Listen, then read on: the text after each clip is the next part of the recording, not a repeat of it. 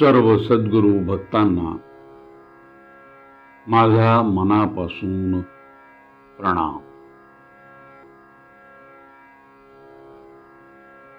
श्री प्रल्हाद रामानंदामृत ग्रंथ अध्याय 10 भावदर्शन. श्री गणेशाला वंदन करून आपण या भावदर्शनाला प्रारंभ करूया. हे गणराया गणेशा,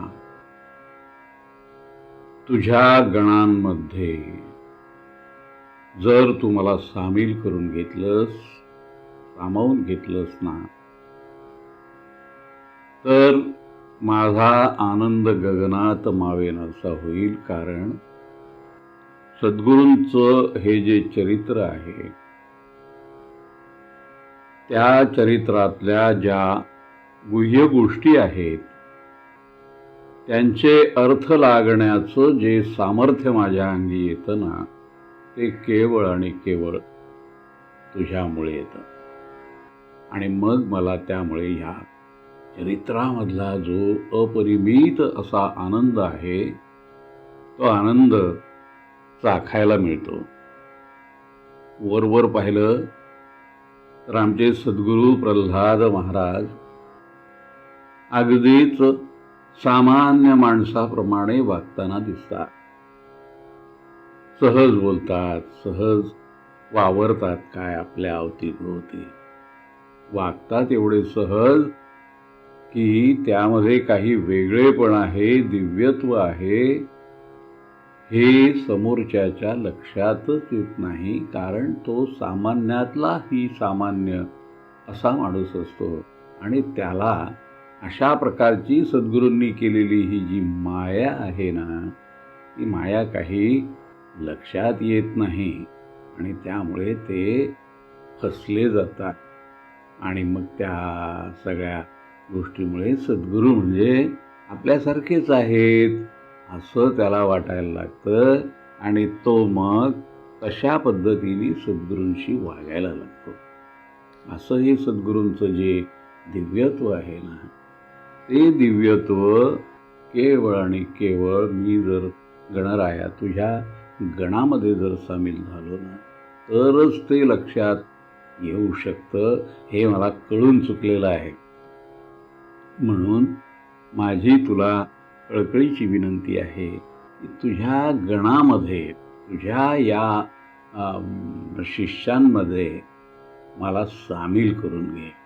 आणि जर तसं तू करून घेतलंस तरच मला माझे सद्गुरू प्रल्हाद महाराज हे कोण आहेत, ते कसे आहेत, आणि त्यांच्या या वागण्याचा, त्यांच्या या वावरण्याचा, त्यांचं हे काम करण्याचं जे कौशल्य आहे, त्याच्या मागे जे गुह्यतम असं दिव्य लपलेलं आहे, ते लपलेलं दिव्य मला सापडेल आणि माझं आयुष्य कृतार्थ होईल. मला ठाऊक आहे हे केवळ आणि केवळ तुझ्यामुळे घडणार आहे. आणि मग हा जो किंकर आहे तुझ्या दाराशी उभा असलेला, त्याचं आयुष्य उजळून निघेल. ते स्वतःच ज्योती बनून जाईल. तेव्हा तू असं माझ्यासाठी करच कर. आमचे सद्गुरू प्रत्यक्ष जगत असताना, वागत असताना सामान्य माणसाबरोबर देखील दुय्यम भूमिका स्वीकारतात. आणि ते त्याला असं सांगत असतात, म्हणत असतात की अरे, तुम्ही आम्ही काही करणारे कोण आहोत? आपण कोणीच नाही. करता तर तो राम आहे. राम तो सारं करतो, तोच आम्हाला बुद्धी देतो, तोच आम्हाला काम करण्याची प्रेरणा देतो. आणि म्हणून आपण काही करत असतो. आणि हे सुद्धा करत असताना तुमची भूमिका खूप मोठी आहे हो, असं ते त्या सामान्य माणसाला सांगून त्याला ते त्याचं कामाचं ते श्रेय सगळं आहे ते त्याच्याकडे सोपवून देत असत. आणि त्यामुळे त्या सामान्य माणसाच्या मनात सुद्धा येत नसे की आपल्याबरोबर वावरणारी ही जी व्यक्ती आहे ती कुठल्या योग्यतेची आहे, योग्यताच कळेनाशी होते. असं आमच्या सद्गुरूंचं वागणं असतं. आणि मग त्या समोरच्याला काय वाटतं की अरे वा, आपल्याला खूप काहीतरी लक्षात येतं, समजतं, आपण खूप बुद्धिमान आहोत. खरं म्हणजे तो असतो अल्पबुद्धी, कारण तो या मायेला फसतो. जो मायेला फसूनच जातो, ज्याच्या हे लक्षातच येत नाही, तो तर अल्पबुद्धीमुळे त्याला ती जी काही आढ्यता येते ती आढ्यता त्याला येतेच येते. आणि तो मग महाराजांच्या बरोबर स्वतःची तुलना करून आपण कसे महाराजांच्याही पेक्षा कसे वेगळे आहोत, श्रेष्ठ आहोत, असं ते करायला लागतो. आणि मग प्रत्यक्ष महाराजांशी वागताना सुद्धा तो काही बरोबर वागत नाही, वेडं-वाकडं वागायला लागतो, उद्धटपणाची उत्तरं द्यायला लागतो, बोलायला लागतो, डाफरतो सुद्धा. असं सगळं त्याचं चाललेलं असतं. पण ह्यामध्येच त्याची खरी फसगत झालेली असते. अशी फसगत हे परमेश्वरा, गणराया, तू काही माझी होऊ दिली नाही. आणि मला वेळीच हे माझ्या लक्षात आणून दिलं की या गोष्टीलाच फसू नको. हा जो साधेपणा आमच्या सद्गुरूंचा दिसतो आहे ना, तो साधेपणा ही माया आहे. अरे हे प्रत्यक्ष ब्रह्म आहे समोर वावरणारं, ते सत्य आहे. त्यामुळे ते ओळखलं पाहिजे. आणि त्यांच्या या वागण्याचे, काम करण्याच्या पद्धतीचे हे सगळे अर्थ आपल्याला लागले पाहिजेत.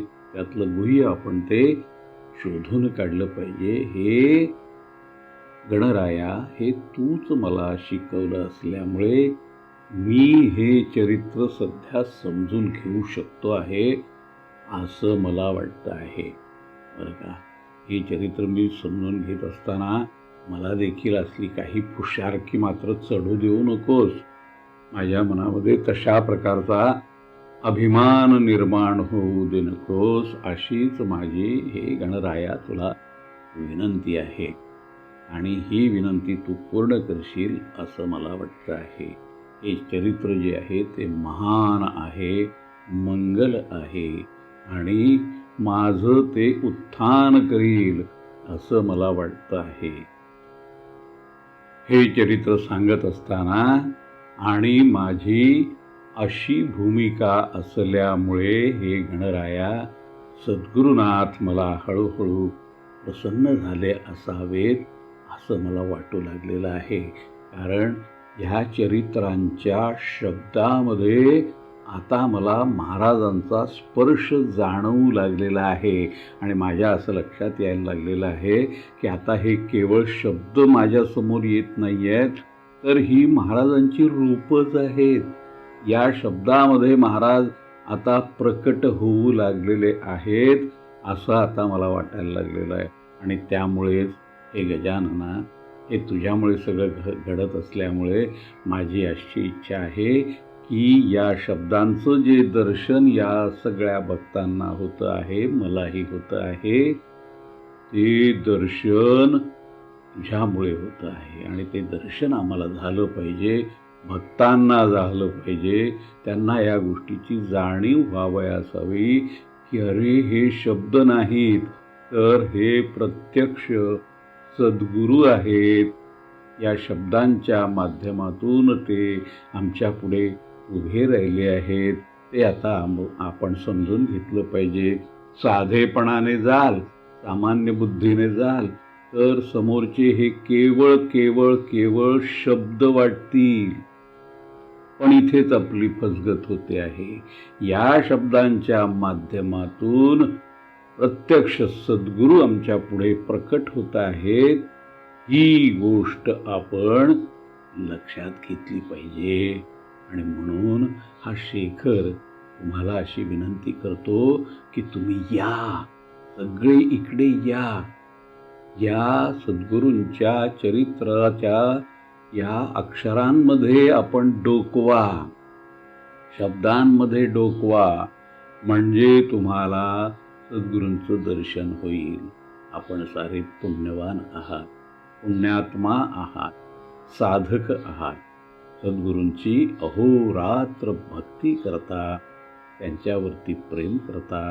आपलं अंतःकरण निर्मळ आहे, नितळ झालेलं आहे, असे आपण सारे आहात.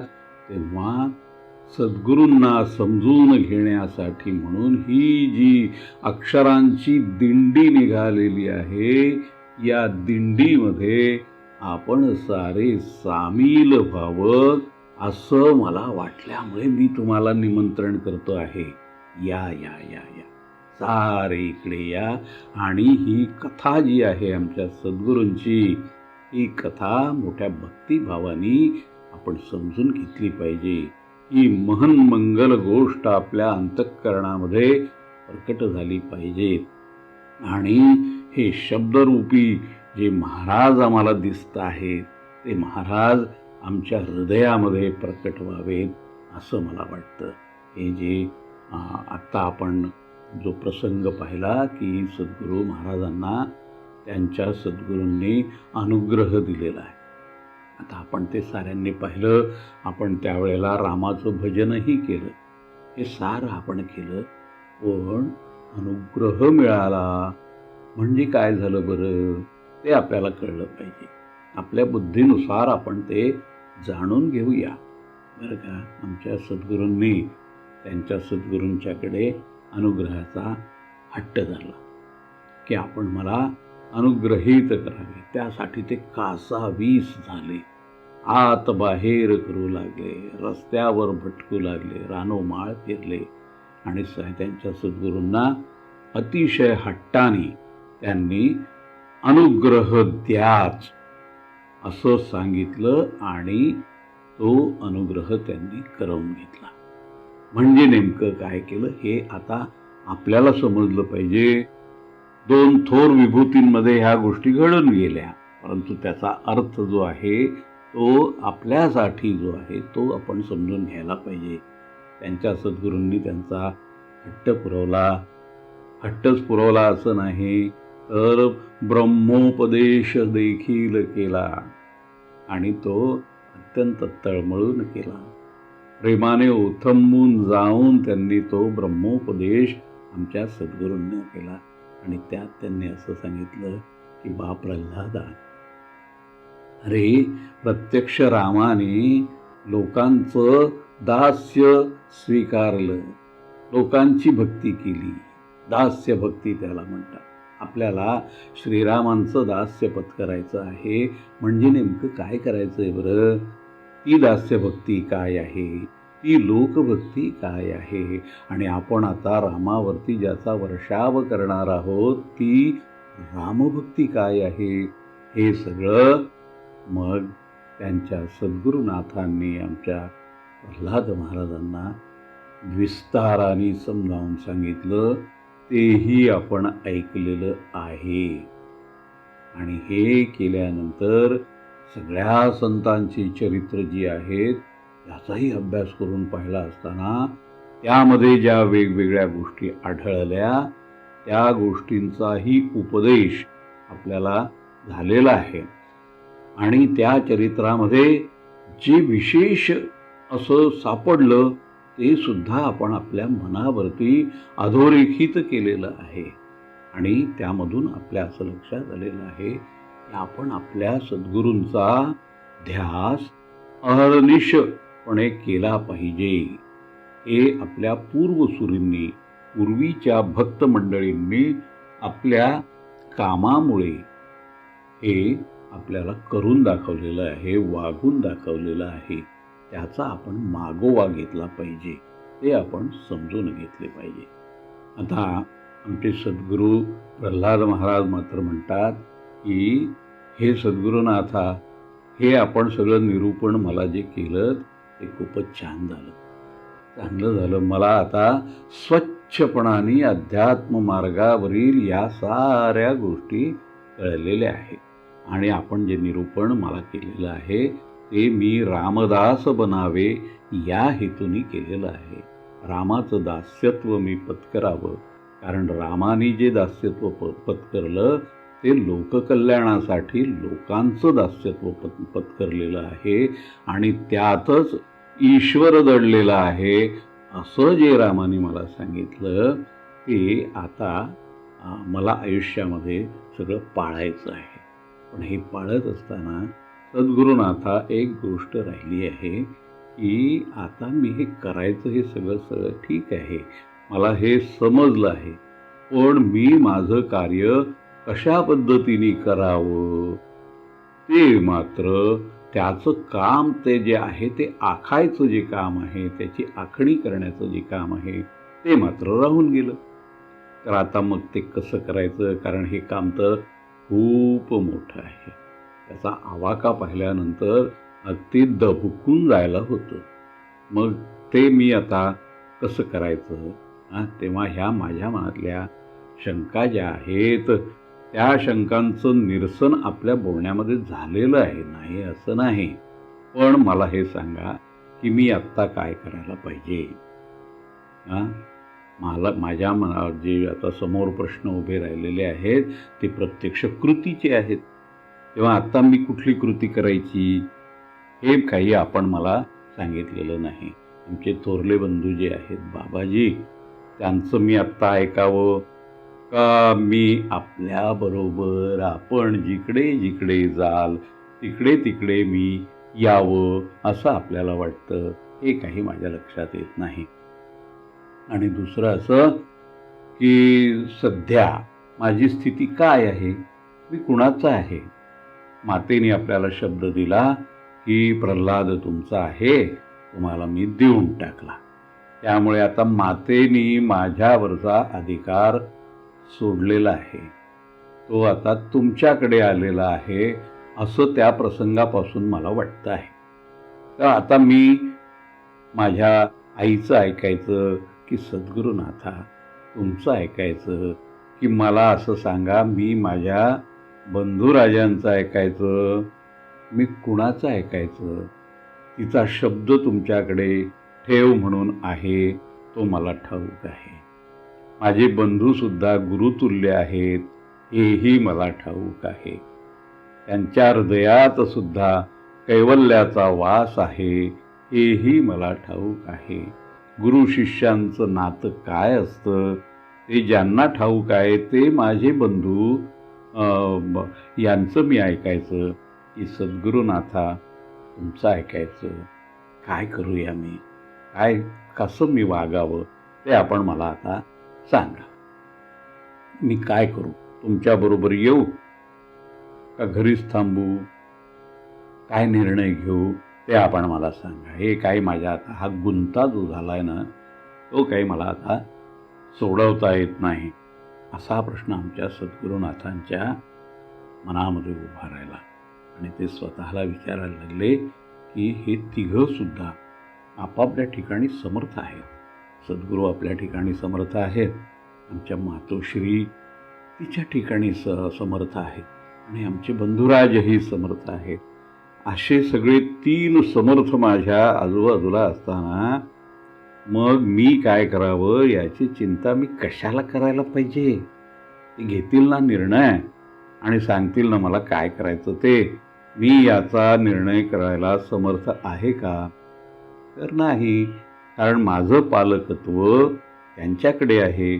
ते मला सगळे सांगतील काय करायचं काय करायचं नाही असं म्हणून ते थोडा वेळ स्तब्ध झाले कसे, पण विचार थोडीच थांबतात. आणि मग विचार करता करता त्यांच्या मनात विचार आला की अरे आपण या पृथ्वी तलावरती जो जन्म घेतलेला आहे त्या जन्माचा हेतू काय आहे? परमेश्वराला वचन देऊन आपण या पृथ्वी तलावर आलेलो आहे, तेव्हा ती ईश्वराची इच्छा पूर्ण करणं हे आपलं कर्तव्य आहे. आणि म्हणून अशा ओढ पडणाऱ्या प्रश्नांमध्ये गुंतून राहून आपण आपला जन्महेतूच विसरून जातोय की काय, असा विचार मनात आल्याबरोबर ते जरा दचकले आणि दचकून पुन्हा त्यांच्या विचारांची गाडी दुसरीकडे वळली आणि ते स्वतःला पुन्हा दोष द्यायला सिद्ध झाले. ते लगेच स्वतःला म्हणायला लागले की अरे, आपली जी जबाबदारी आहे ती आपण आपली पूर्ण करायला पाहिजे. आपला निर्णय आपण घ्यायला पाहिजे.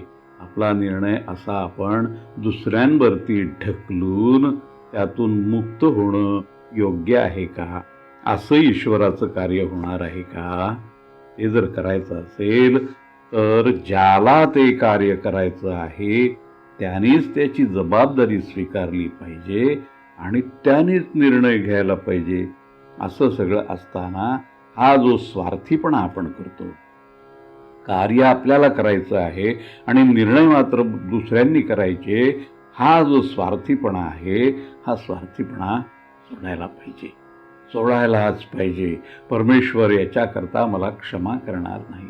म्हणून मग ते परमेश्वराची क्षमा मागायला लागले की हे परमेश्वरा, माझं चुकलं. माझ्या आयुष्याचा निर्णय मीच करायला पाहिजे. माझा निर्णय मी असा सद्गुरुनाथांवरती ढकलून, बंधुराजांवरती ढकलून, मातोश्रींवर ढकलून त्यांना अडचणीत आणणं हे मी कसं करू शकतो? हे मी करणं योग्य नाही. तेव्हा माझ्या मातोश्रींनी किंवा सद्गुरुनाथांनी तो निर्णय न करता माझा मीच करायला पाहिजे. अरे, त्यांनी निर्णय करावा असं जे माझ्या मनात आलं तेच मुळी चुकलेलं आहे. हे चुकलं याचा अर्थ मी ईश्वराची जी इच्छा आहे त्या इच्छेनुसार जे या पृथ्वी तलावरती आलेलो आहे ती ईश्वराची इच्छाच मी विसरून गेलो आणि इथल्या मायाजाळामध्ये अडकलो. आता मी माझ्या रघुरायाला, माझ्या रामाला तोंड कसं बरं दाखवणार? क्षणभर का होईना माझ्या कर्तव्याचा मला विसर पडलेला आहे. तो मी अपराधच केलेला आहे. असा विचार आला. मनामध्ये दुःख अगदी दाटून आलं आणि हे जे सद्गुरुनाथांचं, बंधुराजांचं, मातोश्रींचं हे जे सुरक्षा कवच जे आपण आपल्या भोवती तयार करून घेतलेलं आहे त्या सुरक्षा कवचाने आपल्या जन्महेतूचे वाटोळे झालेले आहे असं त्यांच्या मनात आलं आणि ते ताडकन उठून उभे राहिले आणि लगेच आता घर सोडलं पाहिजे असा त्यांनी निर्णय केला आणि ते आता पाऊल टाकणार, निघण्यासाठी सुसाट वेगाने बाहेर पडणार.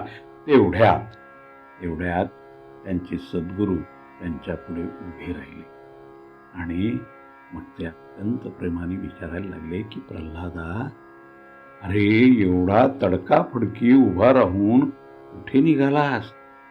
काय झालं? असा प्रश्न त्यांनी विचारल्यानंतर मनातला हा जो संघर्ष होता तो प्रल्हाद महाराजांनी आपल्या सद्गुरूंना सांगितला. आपल्या मनात जे द्वंद्व होतं ते द्वंद्व त्यांनी सद्गुरुनाथांच्या पुढे अगदी उकलून ठेवलं आणि मग आशाळभूतपणे त्यांच्या मुखाकडे ते बघू लागले. ते अशा हेतूने बघत होते की आपणच ना मला सांगितलं की आता तू रामदास झालास, आता तुझं कार्य तुला करायला हवं आणि मग तसं सांगितल्यामुळे मी आता घर सोडण्यासाठी म्हणून सिद्ध झालेलो होतो. तेव्हा मग त्यांचे सद्गुरुनाथ म्हणाले, सद्गुरू रामानंद हे प्रल्हादांना म्हणाले की हे प्रल्हादा, तुझं या पृथ्वी तलावरचं जे कार्य आहे आतापर्यंतचं ते कार्य, हे तुझं जगणं जे आहे ना, हे सगळं हे तुला पुढे जे कार्य करायचं आहे त्या कार्याची ही तयारी होती. हे सगळं पायाभूत कार्य तू आतापर्यंत केलं. म्हणजे कुठलं? तर तू आश्रमामध्ये शिकायला गेला. खरं म्हणजे तू शिक्षितच आहेस, पण तरी सुद्धा जन्म घेतल्यानंतर या मनुष्य जन्मामध्ये जसं वागायला पाहिजे तसंच तू आत्ता वागलेला आहे. तू आश्रमात गेलास, विद्यार्थी जीवन कसं असतं, सहाध्यायींच्या बरोबर संबंध कसे ठेवावेत, स्वतः कसं वागावं, गुरुरायांच्या आज्ञेमध्ये, इथल्या अध्यापकांच्या आज्ञेमध्ये कसं वागावं याचा तू आदर्श निर्माण केलास. हे सगळं तू मनोभावे जे केलेलं आहेस ते या जन्मातलं तुझं कर्तव्य होतं. विद्यार्जन करताना आपली भूमिका कशी असली पाहिजे, सहाध्यायींबरोबर कसं वागलं पाहिजे, या सगळ्या गोष्टींचा तू एक आदर्श असा वस्तुपाठ निर्माण करून ठेवलेला आहे. निर्लेपपणे तिथे वागलेला आहेस. आणि मग तू आता इकडे आलास, माझी भेट झाली तुझी. हे सगळं ईश्वर संकेतामुळे जसं घडायला हवं तसं घडलेलं आहे. आणि गुरुतत्व तुला आता कळलेलं आहे. हे सगळं तू अत्यंत विनम्रपणाने तू ग्रहण केलेलं आहे. तेव्हा हे सगळं तुझ्याकडे ज्ञान असताना तू नेहमी नेहमी असा गडबडून का जातोस? आणि हा जो मनाचा खेळ चालतो तो मोहक आहे. अरे तो मायेचा खेळ आहे, तो कल्पनेचा विस्तार आहे. आणि मग त्यातच तू रममाण होतोस आणि सुखदुःखांच्या आहारी जातोस. हे तुझ्या लक्षात येतं का? तेव्हा असा जो कल्पनेचा खेळ करण्याची सवय तुला लागलेली आहे, त्याच्यामुळे तू काल्पनिक दुःख निर्माण करतोस आणि काल्पनिक दुःखालाच कवटाळून बसतोस. हे काही बरं नाही, बरं का? तर ते आता तू करू नयेस. ते आता तू टाकून दे, सगळं सोडून दे, बरं का? आणि मी काय सांगतो इकडे लक्ष दे. आता तुझ्या कार्याला सुरुवात झालेली आहे आणि ही सुरुवात तू नामजपापासून कर. नामजपाने तुझ्या तपश्चर्येचं बळ आता वाढलं पाहिजे. तेव्हा अशा प्रकारचं तू करावंस, जप करावास आणि तुझं हे अध्यात्मबळ तू वाढवलं पाहिजे, बरं का? तर तू आता सध्या एक गोष्ट कर, हेच व्रत घे सध्या. आणि सध्या जप करीत राहा. हे तू कर. हे सध्या तुझं पायाभूत काम. आणि नंतर मग तुला मी काही दिवसांनी जेव्हा तुझं हे सगळं पूर्ण होईल तेव्हा पुढे काय करायचं आहे ते मी तुला सांगेन. त्याच्याकरता तू आता जपाचं व्रत घे. आणि मग पुढे तुला मी थोडीशी कल्पना देऊन ठेवतो की पुढे तुला जे व्रत करायचं आहे, जे व्रत करायला मी तुला सांगणार आहे, ते व्रत या पृथ्वी तलावरती, स्वर्गामध्ये किंवा सप्तलोकात कुठेही कधीही कोणीही केलेलं नाही. असं व्रत तुला आता आचरण करून दाखवायचं आहे की ज्या व्रताची कुणीही स्वतः ते अंगीकारलं नाही, कुणीही केलेलं नाही, कधीही केलेलं नाही. ना पूर्वकाली केलं, ना भविष्यात कोणी करू शकेल असं मला वाटतं. सद्गुरूंचं हे वचन प्रल्हादांनी ऐकलं आणि अंगावरती रोमांच उभे राहिले, प्रफुल्लित झाले. आणि आता सद्गुरू व्रत सांगणार अशा प्रकारचा उतावीळपणा त्यांच्यामध्ये एकदम उफाळून आला वरती. आणि मग ते स्वतःला आवरता त्यांना त्रास झाला.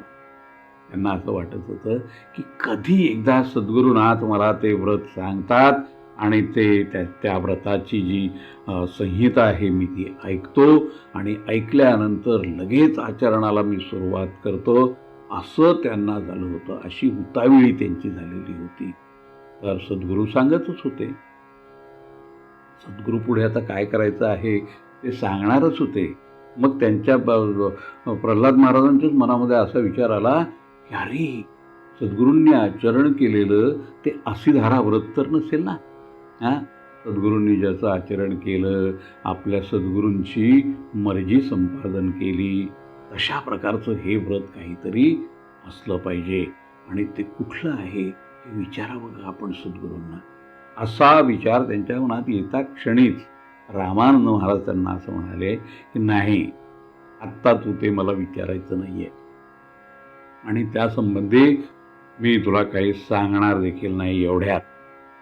तुला आता आधी जपानुष्ठान केलं पाहिजे, रामनामाचा साठा केला पाहिजे हृदयामध्ये. तो केल्यानंतरच मी तुला त्यासंबंधी काय आहे ते सांगेन. मला ठाऊक आहे तुझा हिरमोड होईल, तू आता थोडासा हिरमुसला होशील, पण तरी देखील हरकत नाही. सध्या मी तुला सांगणार नाही. तू आता काय कर, तू अशी घाई मात्र करू नको, थोडं संयम धर. योग्य वेळ येईल तेव्हा मी तुला ते सांगणार आहे. तेव्हा त्याच वेळेला तू त्याचा स्वीकार करायचा आहे. असा उतावीळपणा करत जाऊ नको, शांत राहत जा. आणि माझ्या सांगण्याच्या तळाशी जे गुह्य असते ते गुह्य समजून घेण्याचा प्रयत्न करायचा आणि त्याचं रक्षण करायचं. एवढं तुला आता लक्षात यायला हवं. तुझा उतावीळपणा सुद्धा मला तसा आवडतो, नाही असं नाही, पण म्हणून तो करायला पाहिजे असं मात्र नाही. आता आपण काय करायचं आहे माहिती का, आपल्याला आता माकोडीला जायचं आहे. आणि माकोडीला तू ये, बाबाजी येतील, आपण सगळे माकोडीला जाऊ. आणि तिथे काय करायचं आहे ते तिथे तू प्रत्यक्ष पहा. असं त्यांनी जो व्रतासंबंधीचा विचार होता अर्ध्यावर सोडून दिलेला आहे. आणि मग सद्गुरू प्रल्हाद महाराजांच्या बरोबर हे माकोडीला निघालेले आहे. माकोडीला आले आणि माकोडीला त्यांनी तिथे मग जे मंदिर होतं त्या मंदिरामध्ये रामनामाच्या मूर्तीची स्थापना करण्याचा कार्यक्रम होता. ते सद्गुरू प्रल्हाद महाराजांना दिसून आलं.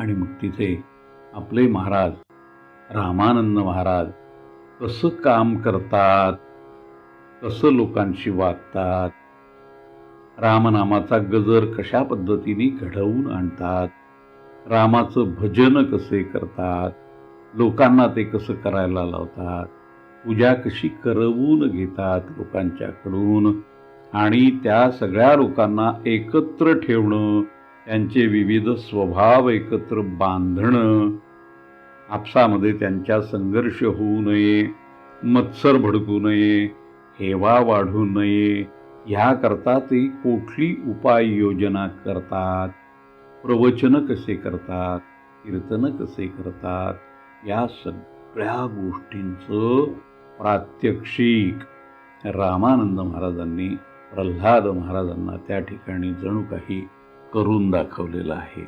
आणि हे करत असताना प्रल्हादांना त्यामध्ये सामील करून घेतलेलं आहे.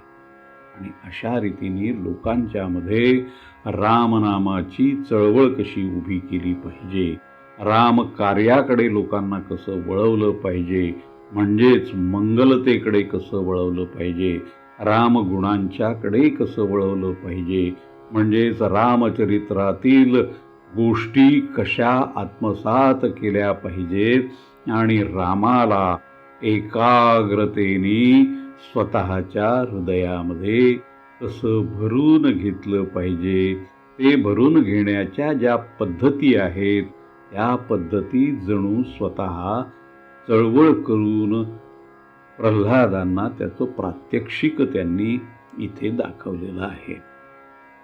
आणि एवढंच नाही तर मनाची जी चंचलता असते ती चंचलता सामान्य माणसाच्या मनामध्ये कशी भरून असते, ती चंचलता हळुवारपणाने, प्रेमळपणाने, वत्सलतेने दूर कशी करावी आणि त्यांच्या हृदयामध्ये मंगल अशी मूल्यांची स्थापना कशी करावी, ती एकतेने राहतील, एकत्र राहतील, दुसऱ्यांच्या दोषांकडे न पाहता दुसऱ्यांचे गुण कसे पाहतील आणि त्या गुणांच्या बरोबर आपण स्वतःला कसे जुळवून घेतील हे समजावं, या पद्धतीचं शिक्षण मिळावं अशी सद्गुरूंची इच्छा असावी आणि ते प्रल्हादाला कळावं.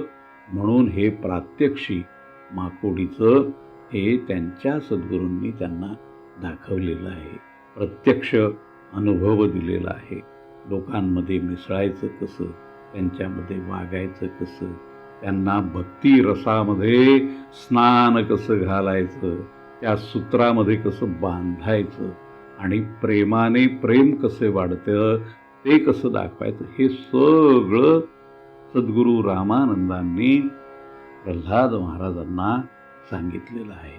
बरं, हे सगळं स्वतः करायचं, पण आपण केलं आहे असं न दाखवता पुन्हा लोकांचेच आभार कसे मानायचे, आपण हे सगळं महान कार्य करीत आहात असं श्रेय त्यांना कसं द्यायचं, सदाचाराने कसं वागायचं, त्यांच्याकडून सदाचाराने वागण्याचे वचन कसे घ्यायचे, ह्याचं प्रात्यक्षिक सद्गुरू रामानंद महाराजांनी प्रल्हाद महाराजांना करून दाखवलेलं आहे.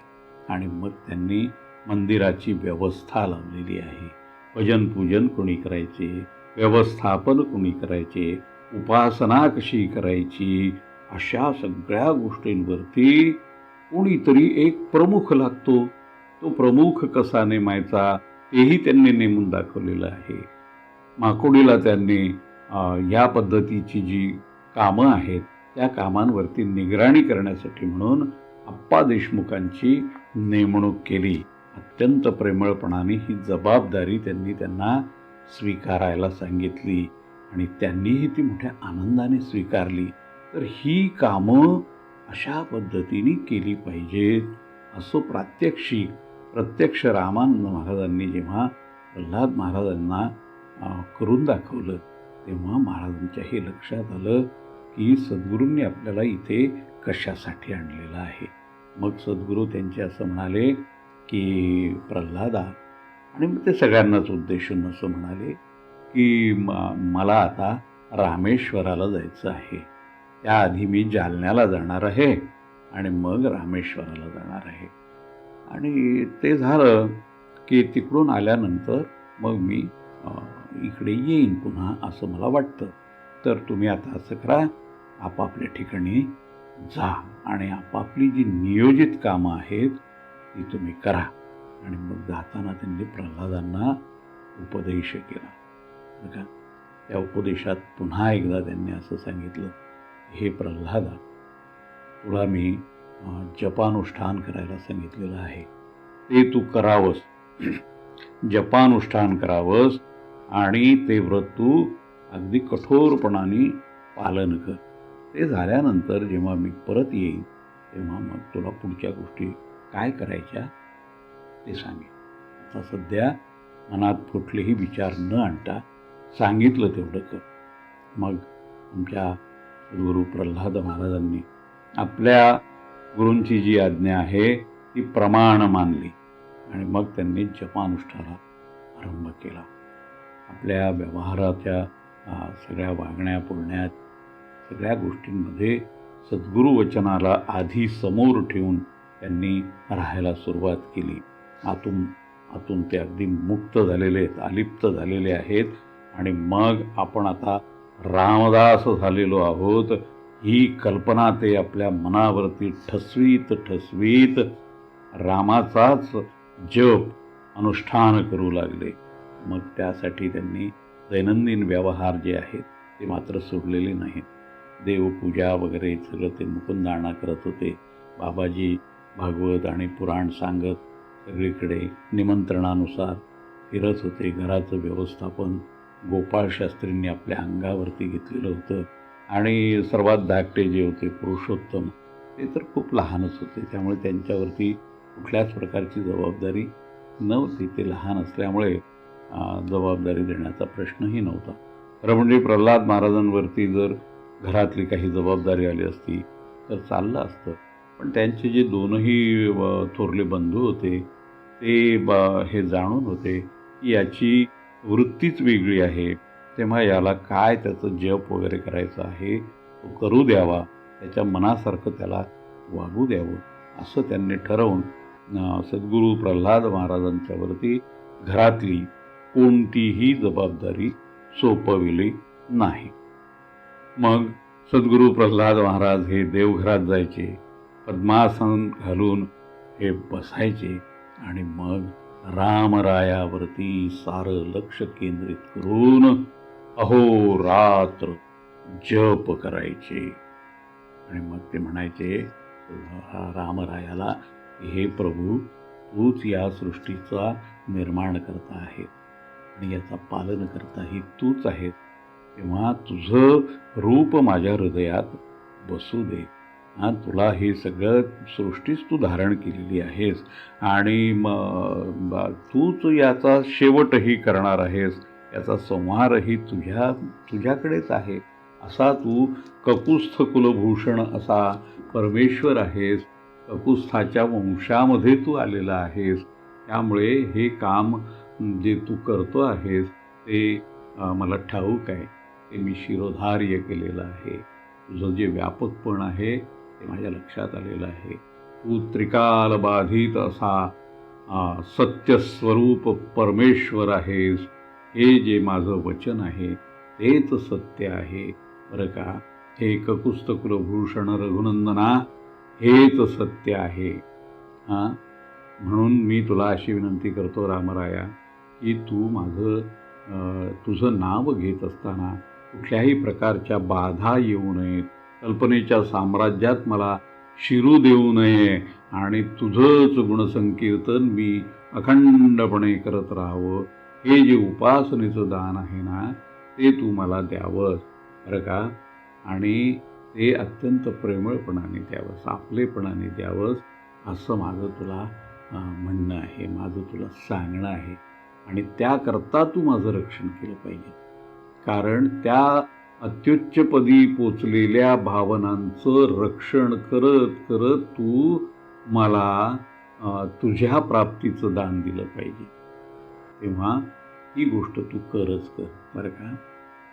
तू ही जी उपासना तुझी करायची आहे ती उपासना करण्यासाठी ज्या गोष्टी कराव्या लागतील, जी साधनं उपलब्ध करावी लागतील, ती साधनं उपलब्ध करण्यासाठी जे कर्तृत्व अंगी लागतं ते कर्तृत्वही तू मला सहजपणाने प्राप्त व्हावं असा आशीर्वाद द्यावा बरं का.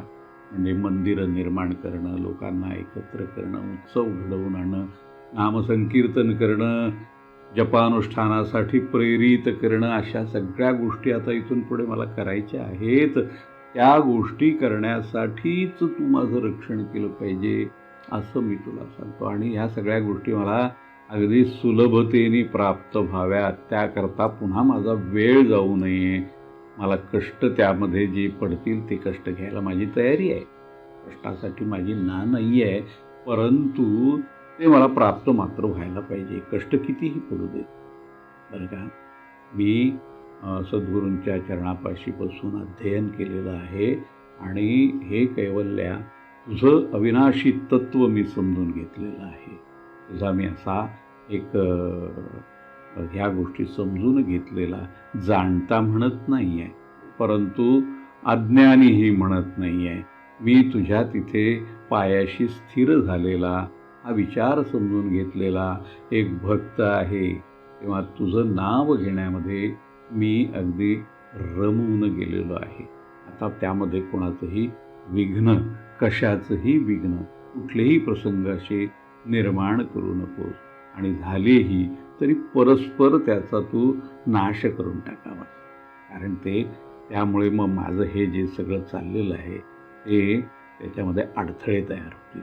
असा मी कायेनी वाचेनी तुझाच आहे बघा. म्हणून तू माझं पूर्वेकडून रक्षण करावं, पश्चिमेकडूनही करावं, उत्तरेकडून दक्षिणेकडून, आकाशातून पाताळातून, असं सारीकडून तू माझं रक्षण करावं. मागच्या बाजूने करावं, पुढल्या बाजूने करावं, आतून करावं, बाहेरून करावं. आणि ज्या अवांतर दिशा आहेत त्या अवांतर दिशांनी सुद्धा हे ककुस्थ कुलनंदना, हे रघुनंदना, तू माझं रक्षण करावं बरं का.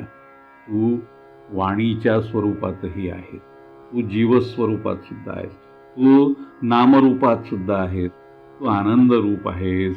हे मला ठाऊक आहे रे रघुनंदना ककुस्था. ते तू माझं रक्षण कर.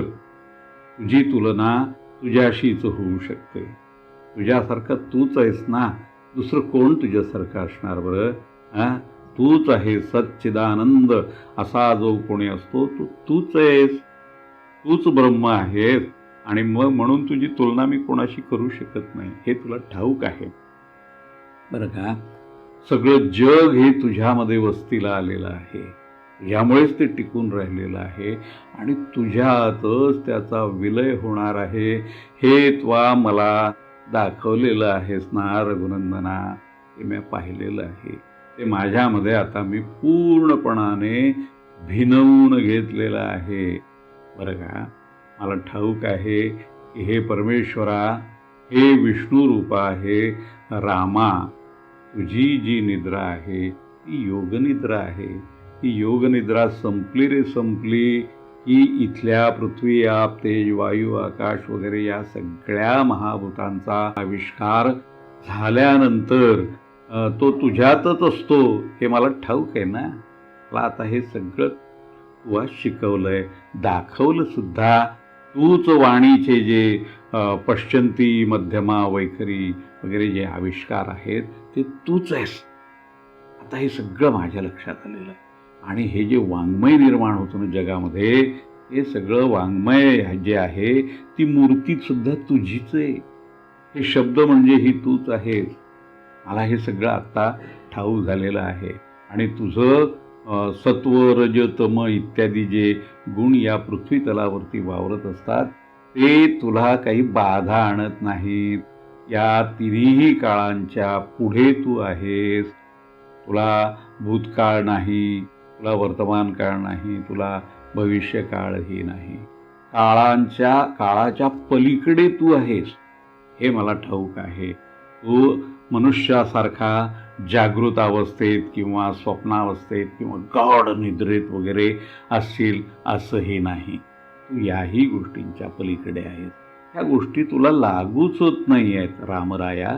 ते सारं मला सगळं ठाऊक आहे. मी त्याचा आता खोलवर विचार केलेला आहे. बरं का, जे जीवनमुक्त असे योगी पुरुष असतात त्यांना ज्या लोकांना या जीवनातल्या असल्या गोष्टींची कुठलीही बाधा होत नाही, ते तुझ्या नामामध्ये रमून गेलेले आहेत. ते विरक्त आहेत. इथल्या मायेच्या कुठल्याही पसाऱ्यामध्ये ते अडकून पडत नाही आहेत. ते सगळी तुझं भजन करतात. हे रघुराया, हेही मला ठाऊक आहे. असा जो तू आहेस ना, त्या तुझं मी आत्ता नाम घेतो आहे. श्रीराम जय राम असं मी माझ्या मनाला बोध करतो आहे. आणि तो बोध केल्यानंतर माझ्या अंतरामध्ये तुझ्याच नामाचा कल्लोळ करतो आहे. हे रघुराया, हे तुला ठाऊक आहे. मी माझ्या सद्गुरूंची आज्ञा पाळतो आहे. तुला प्रसन्न करून घेण्यासाठी प्रयत्न करतो आहे. असं सद्गुरू प्रल्हाद महाराज अखंडपणाने त्यांचे सद्गुरू परत येईपर्यंत रामनामामध्ये, रामाच्याच चिंतनामध्ये, रामाच्याच गुणांमध्ये बुडून गेलेले होते. तोपर्यंत मग सद्गुरू रामानंद महाराज त्यांच्या नियोजित कामामधून निवृत्त झालेले आहेत आणि ते पुन्हा इकडे विदर्भामध्ये आलेले आहेत. आणि ते आले, ते मनात काहीतरी खूणगाठ बांधून ते आल्यानंतर सरळ जे गेले ते अंजनीच्या भिकाजी पंतांच्याकडे गेलेले आहेत. भिकाजी पंत हे अंजनी गावी राहत होते आणि त्यांच्याकडे जाऊन ते त्यांना असं म्हणाले की अहो भिकाजी पंत, चला चला, आपल्याला आता काम आहे. आपण आता काय करूया, सुलतानपूरला जाऊ. बरं का, हे जे सुलतानपूर आहे अंजनीच्या जवळचं, इथे आपण जाऊ. इथे शामराव खेरडे राहतात. आपण त्यांच्या घरी जायचं आहे. बरं का, तर आता तुम्ही लवकर निघा माझ्याबरोबर आणि मी सांगतो तसंच करा. वागण्यामध्ये कुठेही चूक मात्र करू नका. बरं का, चला. आणि मग त्याप्रमाणे ते दोघेही शामराव खेरड्यांच्या घरी आले. शामराव खेरड्यांनी या दोघांना आलेलं पाहिलं. रामानंद महाराज आपल्या घरी आले आहेत या कल्पनेने त्यांना अत्यंत आनंद झाला. त्यांनी समरसून त्यांची पूजा केली, स्वागत केलं आणि आनंदाने हात जोडून ते उभे राहिले. पादप्रक्षालन झालं, पूजन झालं, नमस्कार करून झाला आणि मग हात जोडून ते त्यांच्या पुढे उभे राहिले.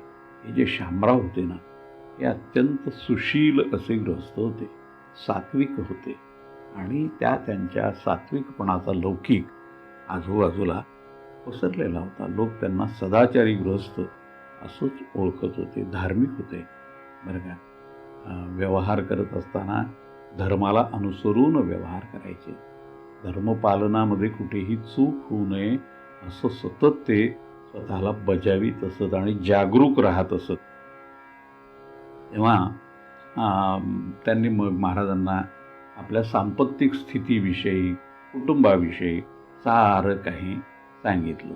त्यांनी सांगितलं की मला 4 कन्या आहेत आणि त्या 4 कन्यांपैकी 3 कन्यकांची लग्न झालेली आहेत आणि त्या त्यांच्या घरी सुखात आहेत. आता 1 कन्या मात्र राहिलेली आहे बरं का. आता तिचंही लग्न करायचं माझा विचार आहे.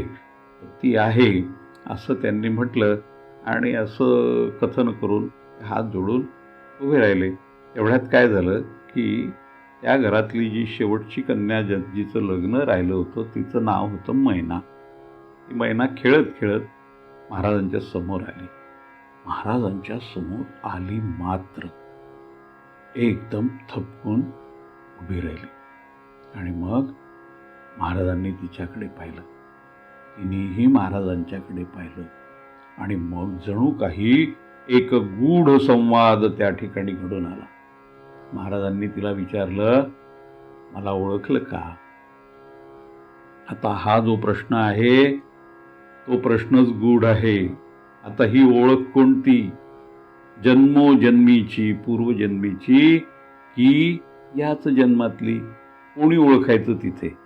तिथे हे ओळखायला कोणीही पात्र नव्हतं. महाराजांनी विचारलं, ओळखलं का? आणि तिने पण महाराजांना लगेचच असं उत्तर दिलं की हो, ओळखलं.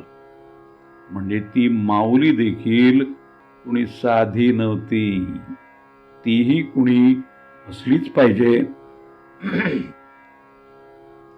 ती कोण असेल बरं ह्याचा आपल्याला आता कुठलाही अंदाज येत नाही, कारण ते सामान्य ज्ञानाच्या पलीकडचं सत्य आहे.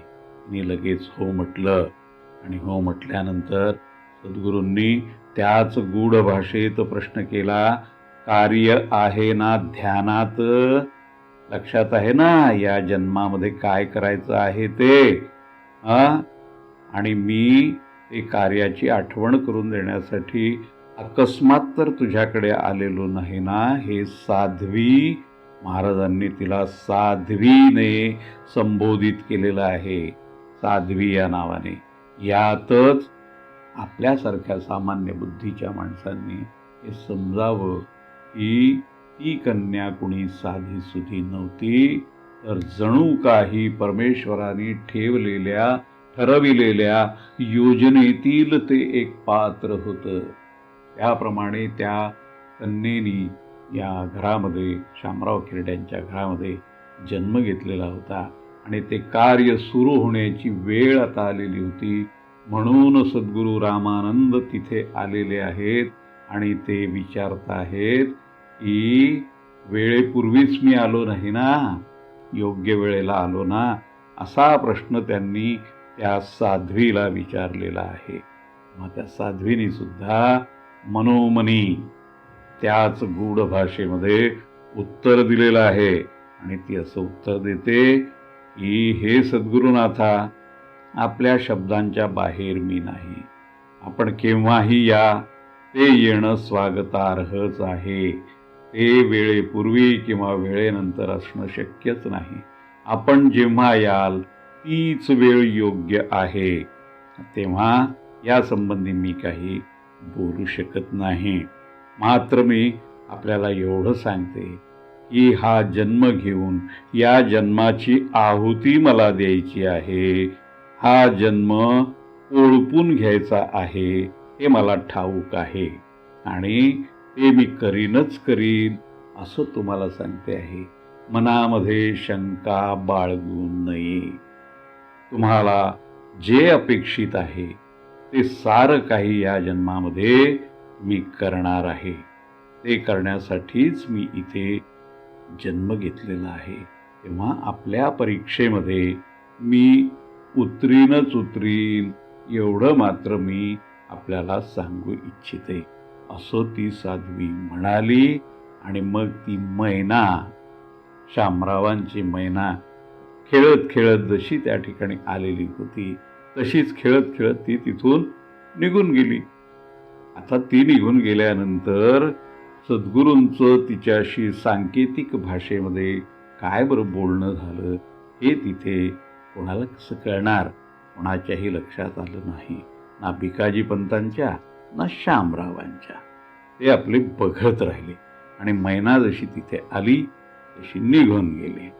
मग रामानंद महाराज गालातल्या गालात हसले आणि हसून ते असं म्हणाले बरं का, की शामरावांना म्हणाले की अहो शामराव, ही तुमची जी मैना आहे ना ती आम्हाला खूप आवडली बरं का, आणि मग तुम्ही असं करा, आता ही मैना तुम्ही आम्हाला देऊन टाका. आमचा जो शिष्य आहे प्रल्हाद साखरखेड्याचा, काळ्यांचा, त्याच्यासाठी तुम्ही ही आम्हाला देऊन टाका.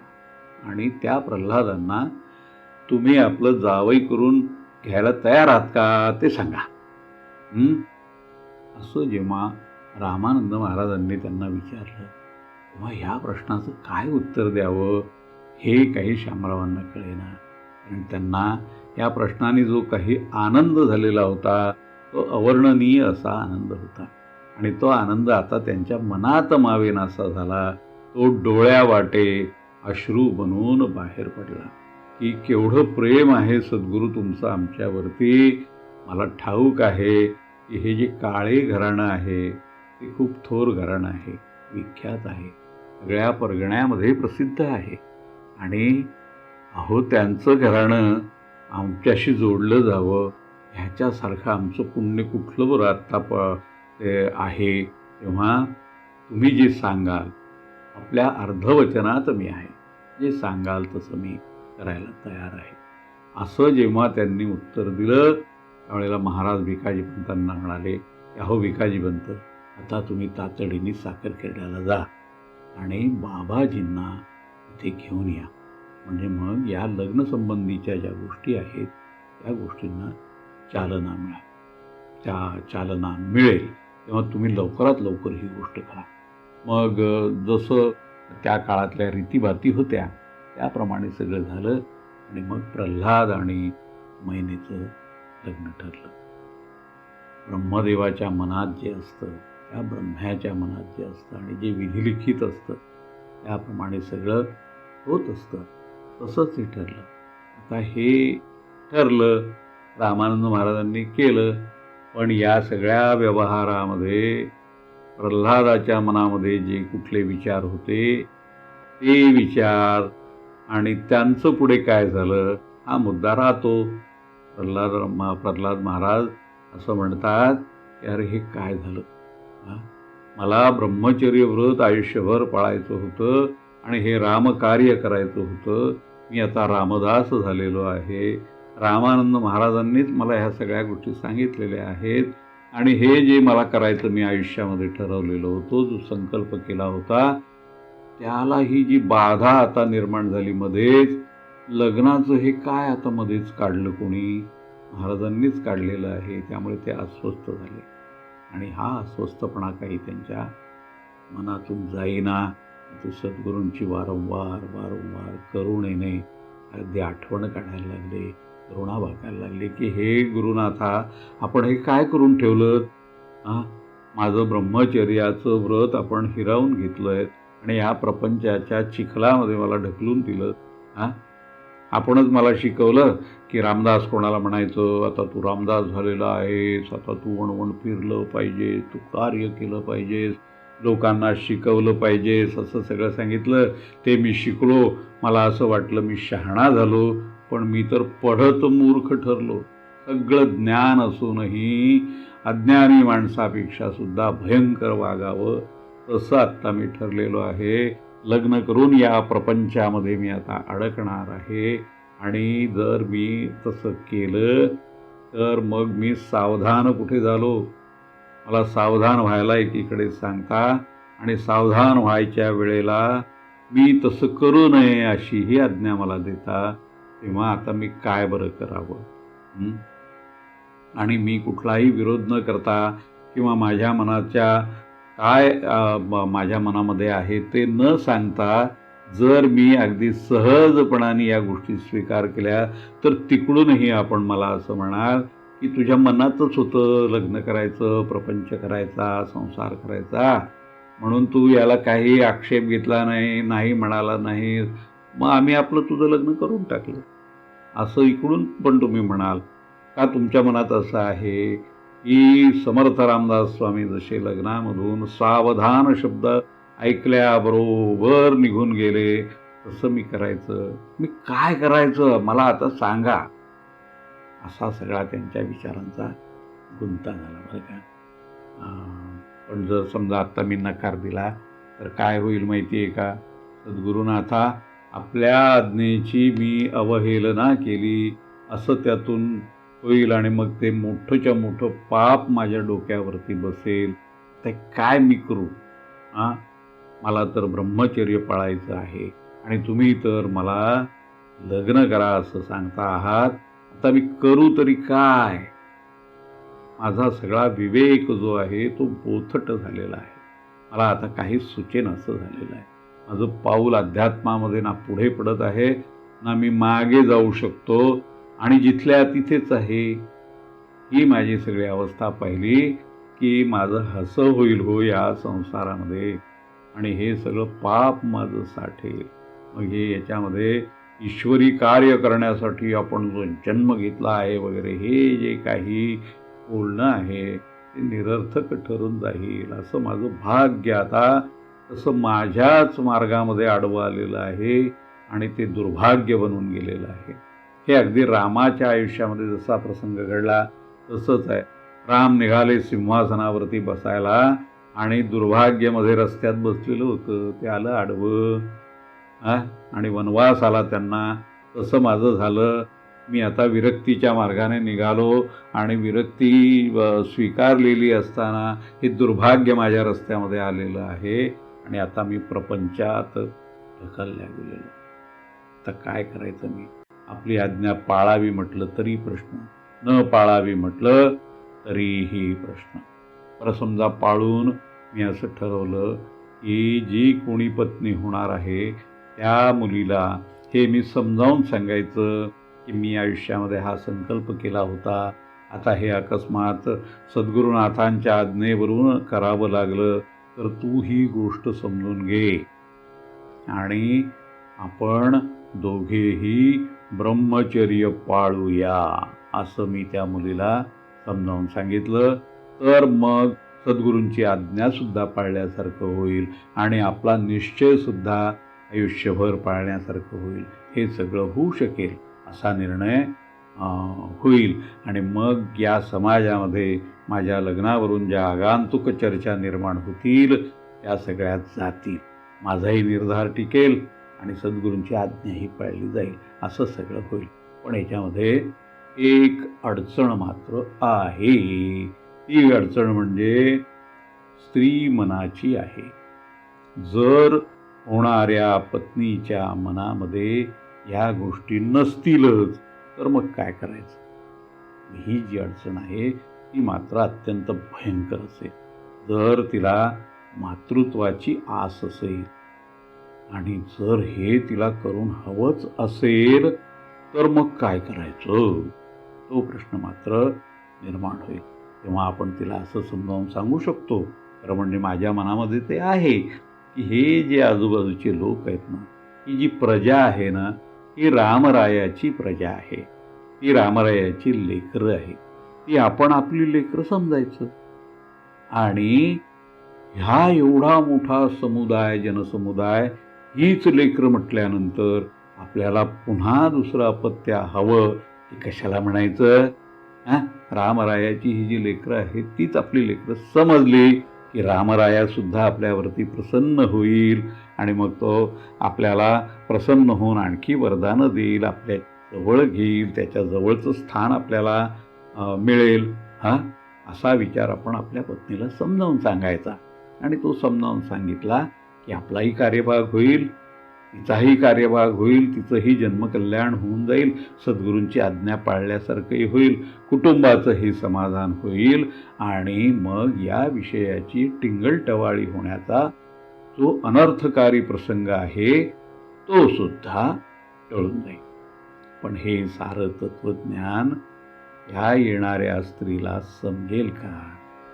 आणि समजा समजलं, बुद्धीच्या पातळीवरती समजतं, परंतु अनुकरणाच्या पातळीवरती कधी ते समजत नसतं. जर तिने तरी सुद्धा आपलाच एका चालवला आणि तो चालवत असताना लग्न करणं म्हणजे देवदत्त अशा प्रकारचा हक्क मिळणं आहे, तेव्हा तो सुद्धा जनमान्य झालेला आहे, धर्मानुसार आहे, तेव्हा मग त्याच्यामध्ये पाप ते काय, असा जर तिने आपल्याला प्रश्न विचारला तर मात्र आपण तिला काय उत्तर द्यायचं? आणि अशा प्रकारच्या अत्यंत गहन विचारामध्ये सद्गुरू प्रल्हादांचं मन असताना त्यांचं जे अंतःकरण आहे त्याच्यावरती या विचारांनी अगदी काजळी धरली. बरं का, उमेजून गेले ते आहे. त्याच वेळेला काय झालं, सद्गुरू रामानंदांनी प्रगट होऊन त्यांच्या मनामध्ये मनपटलावरती येऊन ते सद्गुरू प्रल्हाद महाराजांची थोडीशी चेष्टा करायला लागले.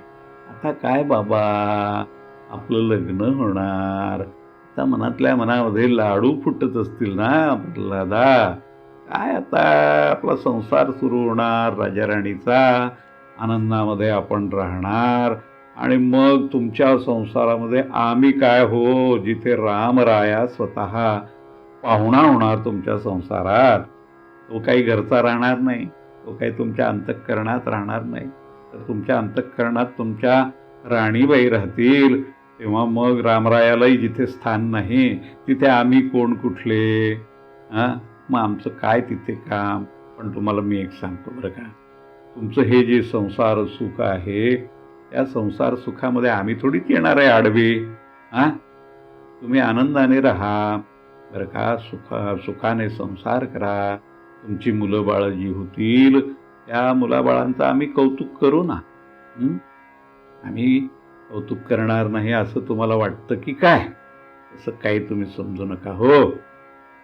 असं जेव्हा रामानंद महाराज सद्गुरू प्रल्हाद महाराजांना म्हणाले तेव्हा या चेष्टेने सद्गुरू प्रल्हाद महाराज अगदी गलबलून गेले आणि आपल्या सद्गुरूंच्या खांद्यावरती डोकं ठेवून ते मुक्तपणाने रडायला लागले की सद्गुरुनाथ, आपण हे काय करता आहात? मला जी जखम झाली आहे त्या जखमेवरती हे मीठ चोळता आहात का? का तुम्ही असं करता? तेव्हा त्यांचे सद्गुरुनाथ विरघळून गेले. आपला भक्त प्रल्हाद असा धाय मोकलून रडतो आहे ते पाहिल्यानंतर ते अगदी विरघळून गेले हो. प्रेमाचा उमाळाच आला त्यांना आणि मग ते असं म्हणाले, हे प्रल्हादा, तुझ्या मनामध्ये काय चाललेलं आहे ते मला ठाऊक आहे बरं का, आणि ते ठाऊक आहे तरी मी तुला ह्यामध्ये ढकलतो आहे असं तुला वाटू देऊ नको. याच्यातलं जे खरं गुपित आहे ते गुपित मी तुला आता सांगतो. तू असं मला मागे विचारलं होतंस की सद्गुरुनाथा, मी कोणतं व्रत घ्यावं ते आपण मला सांगा. ती वेळ आता आलेली आहे. ते व्रत मी तुला आता सांगणार आहे, ते तू नीटपणाने लक्षात घे. जे व्रत तुला स्वीकारायचं आहे त्या व्रताचं नाव देखील असिधारा व्रत असंच आहे, जे माझ्या व्रताचं होतं. परंतु माझ्या व्रतामध्ये आणि तुझ्या व्रतामध्ये एक फरक आहे. फरक असा आहे की माझ्या व्रताला सांगता होती, ते व्रत पूर्ण होणार होतं. तुझं व्रत मात्र या आयुष्यामध्ये पूर्ण होणार नाही, त्याला सांगता नाही बरं का. याचा अर्थ असा की हे व्रत तुला आमरणांत अगदी सांभाळायचं आहे, मरणापर्यंत तुला आणि तुझ्या पत्नीला. हे व्रत करत असताना उत्मात होता कामा नये. हे व्रत आपण करतो आहोत अशा प्रकारचा दुराभिमान वाढता कामा नये. तेव्हा असं तुला हे करायचं आहे, सहजपणाने करायचं आहे. कठोर आहे, कठीण आहे, पाळायला अवघड आहे. आतापर्यंत हे व्रत कुणीही केलेलं नाही. हे व्रत करण्याची कुणाचीही हिंमत झालेली नाही. आता इथून पुढे सुद्धा कोणाची हिंमत होईल असं वाटत नाही. असं हे कुणीही न अंगीकारलेलं व्रत ना देवांनी, ना योग्यांनी, ना गंधर्वांनी, ना किन्नरांनी, ना जगातल्या कुणीही यक्ष नाही, कुणीही केलेलं नाही. ते व्रत तुला करायचं आहे. तेव्हा कुणी करू शकेल असं मनात सुद्धा आणायचं नाही, एवढं ते कठीण आहे. ऋषीमुनी सुद्धा ज्याच्यामध्ये अडखळून गेले, देवता अडखळून गेल्या, योगी मागे पडले, सत्पुरुषांनी हात टेकले. असं जे काळावरती नाव कोरणारं व्रत आहे हे तू करावं आणि आपलं नाव काळावरती चितारावं, बरं का, अद्भुतपणाने जगावं असं मला वाटतं आहे. म्हणून हे मी तुला सांगितलेलं आहे. हे जे सप्तलोक आहेत, या सप्तलोकामध्ये तुझ्याशिवाय हे आव्हान कोणी स्वीकारेल असं मला वाटत नाही. आणि म्हणून तू हे व्रत केलं पाहिजेस.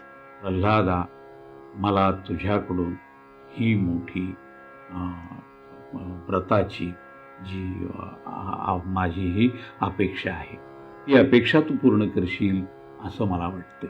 याच्यामध्ये असी म्हणजे काय ते लक्षात घे. असी म्हणजे तलवार आणि धारा, याचा अर्थ अगदी धारदार, तीक्ष्ण अशा प्रकारची ही तलवार आहे. कुठली? या व्रताची. हे व्रत म्हणजेच एक धारदार तलवार आहे. आणि मग ती काय करते? ही तलवार पती पत्नीच्या शय्येवर येते, दोघांच्या मध्ये येते. आणि दोघेही म्हणजे तरुण असतात आणि पती-पत्नी असतात, धर्मसंमत नातं निर्माण झालेलं असतं, तरी सुद्धा त्या शेजेवरती दोघांनीही आसक्तीच्या मुसक्या आवळल्या पाहिजेत आणि आसक्तीला शरण न जाता हे व्रत केलं पाहिजे. हे व्रत करताना हे 1-2 दिवसाचं नाही, दररोजचं आहे.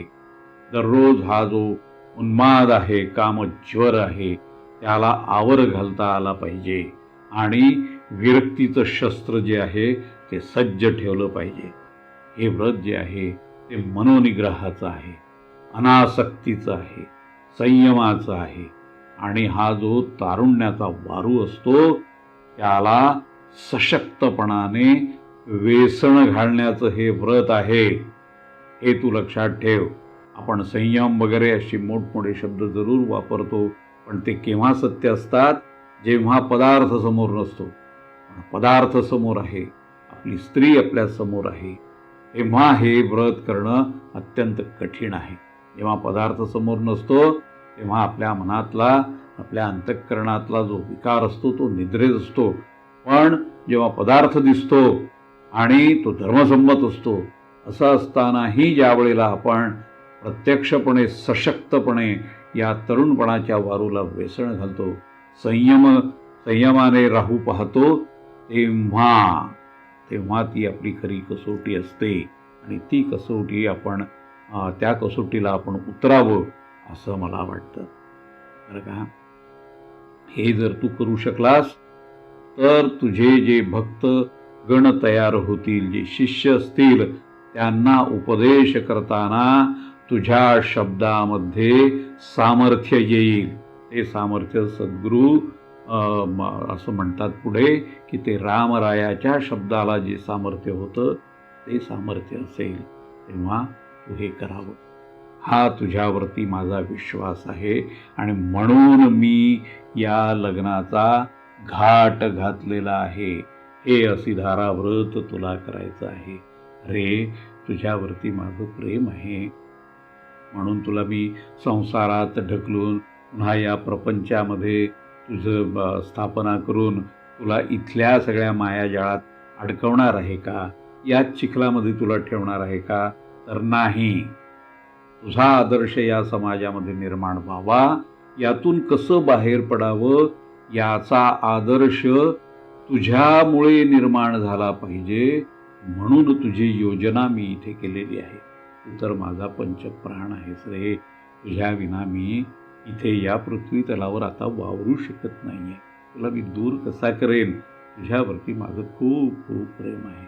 परंतु आता तुला हे व्रत आचरून दाखवायचं आहे आणि माझा जो तुझ्यावरती जो विश्वास आहे तो विश्वास सार्थ ठरला पाहिजे. असं कार्य आत्ता मी तुला करायला सांगितलेलं आहे. हे कार्य जर तू केलंस तर तू मोठा ठरशील. त्यापेक्षाही तुझे सद्गुरू म्हणून माझं जे स्थान तुझ्या आयुष्यामध्ये आहे ते तुझे सद्गुरू थोर होणार आहेत. तर त्यांना थोर करण्याचं हे व्रत मी तुला दिलेलं आहे. आणि म्हणून आता हा जो लग्नविधींचा सोहळा होईल याच्यामध्ये निराश होऊ नको आणि कुठेही नकार देऊ नकोस. सारं काही रवून घे. इथे सगळं हे तू कर आणि हे जणू काही तुझ्या व्रताला आरंभ झालेला आहे असं समज. असं समजूनच तुला हे करावं लागेल. याकरता तुला माझा पूर्ण आशीर्वाद आहे. बरं का, मी तुझ्या हृदयातच बसलेलो आहे. तेव्हा मनामध्ये हे जे काही तुझं विसंवादाचं बोलणं चाललेलं आहे, स्वतःला तू कमी काय लेखतो, जास्त काय, आणि स्वतःला अशा प्रकारचा दोष देत तू जे बसतोस ना, ते तू आता मनातलं सगळं काढून टाक. हां, असं त्यांनी म्हटलं. आपल्या शिष्याचे डोळे पुसले आणि मग सद्गुरू तिथून निघून गेले. हा जो त्यांच्या मनातल्या मनात झालेला संवाद आहे, सद्गुरू त्यांच्या हृदयामध्ये प्रगट होऊन त्यांनी जो त्यांना उपदेश केलेला आहे आणि जे व्रताचरण करायला सांगितलेलं आहे, त्यामुळे प्रल्हादांचे पूर्णपणाने समाधान या ठिकाणी झालेले आहे. आणि असा संवाद झालेला कुणाही तिथे कळलेलाच नाही कुणाला. आणि मग हे असल्यामुळे सद्गुरूंचे जे वडील होते मुकुंदांना मोठ्या काळजीत पडले होते की अरे, आपण प्रल्हादांचं लग्न ठरवलं, परस्पर ठरवलं. बाबाजी, तुम्ही गेलात आणि तुम्ही ते ठरवून आलात. रामानंद महाराज प्रत्यक्ष यामध्ये आहेत. हे सगळं जरी खरं आहे तरी प्रल्हाद याला अनुकूल आहे का? तो जर नसेल तर रामदासांनी त्यांच्या आयुष्यामध्ये जसा प्रसंग निर्माण केला तसा प्रसंग आपल्याही आयुष्यामध्ये निर्माण होईल आणि ती अवस्था फार कठीण होऊन बसेल. प्रल्हाद या गोष्टीला तयार आहे का? आपण ते त्याला विचारायला पाहिजे. याचं कारण असं की त्याची वृत्तीच वेगळी आहे आणि वृत्ती वेगळी असल्यामुळे तो नामामध्ये नेहमी दंग असतो. जन्मापासून आपण या सगळ्या गोष्टी पाहिलेल्या आहेत. तेव्हा ही गोष्ट आपण पाहावी, त्याचा अंदाज घ्या. बरं का, बाबाजींना ते उद्देशून असं सांगतायत की या गोष्टीचा आपण अंदाज घ्या. आणि तो अंदाज घेण्यासाठी असं करा, नाही तर की त्यांच्या ज्या मातोश्री आहेत ना, त्या मातोश्रींना असं सांगा की तुम्ही प्रल्हादाच्या मनाचा थोडासा कानोसा घ्या. तो काय म्हणतो ते त्याला विचारा आणि त्याची संमती घ्या. संमती घेतल्याशिवाय मला असं वाटतं की पुढे पाऊल टाकू नये. त्याच्याकडून तसं वचनच घेतलं पाहिजे. जर वचन त्याने आपल्याला दिलं तर मग आपल्याला काही अडचण होईल असं वाटत नाही. तेव्हा आपण हे तसं सांगा. असं सांगितल्याबरोबर मग बाबाजी आपल्या मातोश्रींकडे गेले आणि आपल्या पिताजींची जी इच्छा आहे ती मातोश्रींना सांगितली. आणि मग मातोश्रींना पण लगेच ते पटलं, कारण त्यांनाही या गोष्टीची मनातून धाकधूक होतीच. मग त्या प्रल्हादांना जवळ बोलावून असं म्हणाल्या की रे प्रल्हादा, इकडे ये आणि मी जे काही सांगते आहे ते लक्षपूर्वक आहे. आधी मला वचन पाहिजे तुझ्याकडून. ते वचन तू मला दे. वचन पाहिजे की मी जे सांगेन ते तू करशील.